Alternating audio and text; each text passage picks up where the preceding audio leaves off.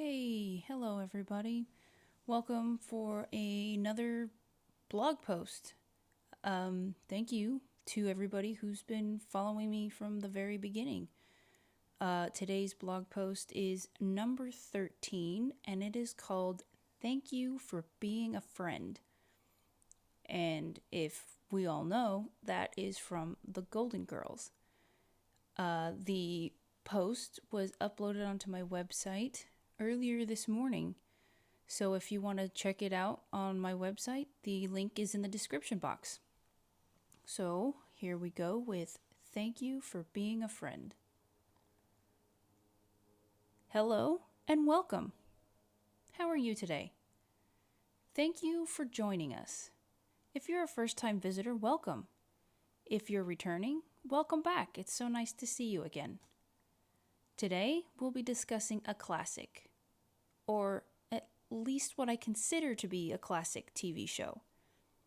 We'll be talking about one of my favorite shows, The Golden Girls. What can I say about The Golden Girls? I may be wrong, but I think they are classic, iconic, and legendary. They had storylines that no other show had really done before. And to see it being done with women over a certain age is quite something. So with that being said, where shall we begin? Well, I think it's best we start with the wonderful ladies who starred in this funny show. Bea Arthur, Betty White, Rue McClanahan, and Estelle Getty. These four ladies were absolutely fantastic together. They had amazing chemistry, and watching some of the bloopers, they had a great time filming the show. If memory serves me correctly, after watching some interviews and behind-the-scenes footage, Estelle Getty was the first of the four ladies to be cast. Bea Arthur was the last. She actually didn't even know there was a script out for this pilot until she received a phone call from her agent or someone like that. Betty, Rue, and Estelle had already been cast when Bea got the phone call about the Golden Girls pilot. I don't think many people know that Bea Arthur had to be sort of talked into doing the pilot. After hearing who had been cast, she had said she didn't want to do a show where Maude meets Sue Ann Nivens and Vivian Cavender. Once Bea found out that Betty would be playing the naive role and Rue was cast as the man-hungry woman, Bea thought it would be interesting. Once that happened, Bea said, "Okay," and the rest is, as they say, history.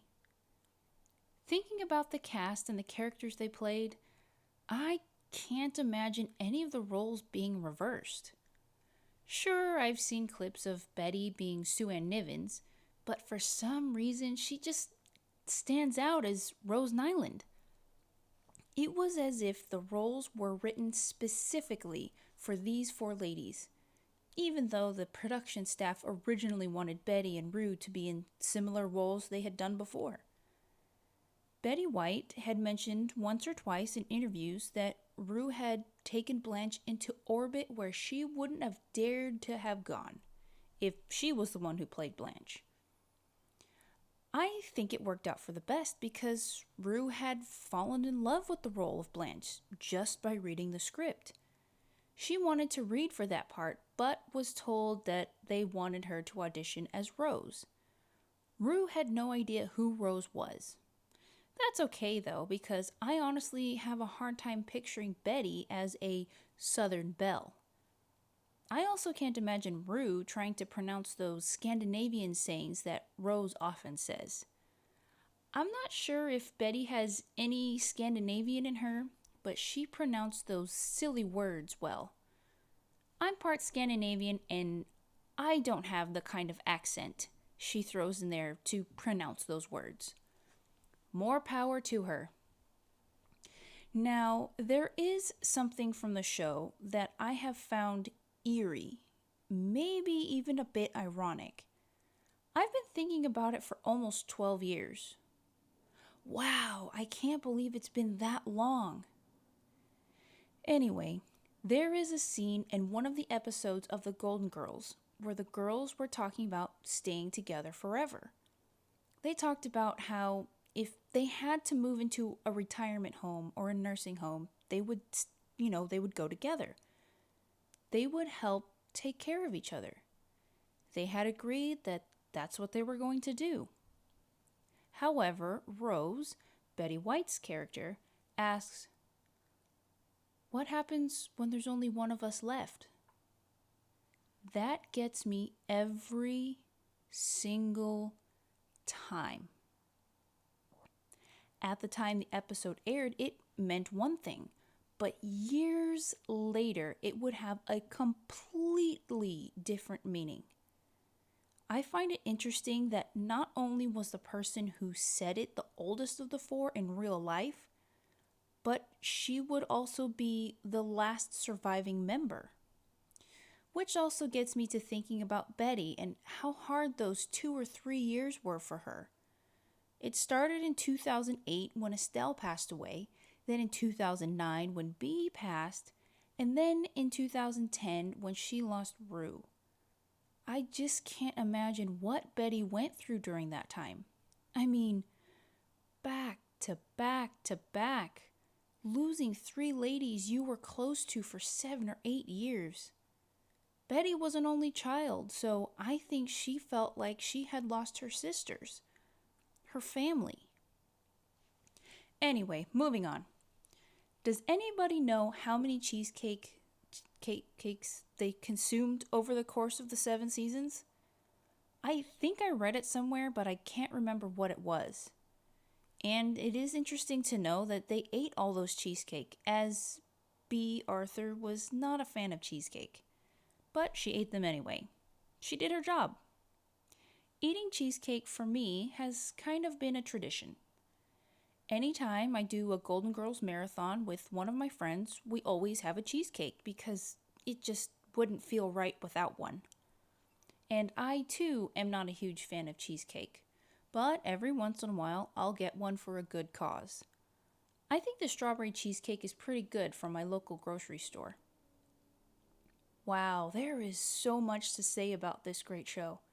Storylines they had, even the wide range of guest stars that appeared on the show. I honestly can't tell you who my favorite guest star was. How do you pick? I mean, there was Burt Reynolds, Mario Lopez, Lyle Wagner, Sonny Bono, George Clooney, just to name a few. But I think my favorite recurring character was Miles Weber, played by Harold Gould. I can't quite put my finger on why. It may have been because he was kind, and he really loved Rose. He didn't care if she wasn't the sharpest tool in the shed. He loved her for her, and that's really sweet. Do you have a favorite guest star, or a favorite recurring character? Now, when it comes to episodes, I don't know if I have a favorite. There were so many good ones, it's hard to pick. There could be ones that were funny, or ones that tackled some serious topics, but either way, the episodes were still good. There is one episode that comes to mind called A Little Romance from the first season. Rose is dating a psychiatrist. However, he is a little person, and the way they make jokes about it and the characters being uncomfortable about it is funny. They were being funny without trying to be offensive because they knew how it would sound. Most of the time, it would just be a slip of the tongue, or it was meant to be referring to a food item or something. I do have a favorite musical number from the show. It's from the season 2 episode Big Daddy's Little Lady. Blanche's dad comes to visit Miami and share some news with her. This all happens while Dorothy and Rose enter a songwriting contest. They compose a song about the city of Miami. They go through a couple of rough drafts, which is funny, but the song they come up with in the end is my favorite. It's so catchy. And the fact that all 4 ladies are singing it to end the episode is just icing on the cake. Dorothy, Rose, Blanche, and Sophia, or should I say Bea, Betty, Rue, and Estelle. Whichever way you would prefer it, I just want to say, on behalf of myself and many others around the world, thank you for being a friend.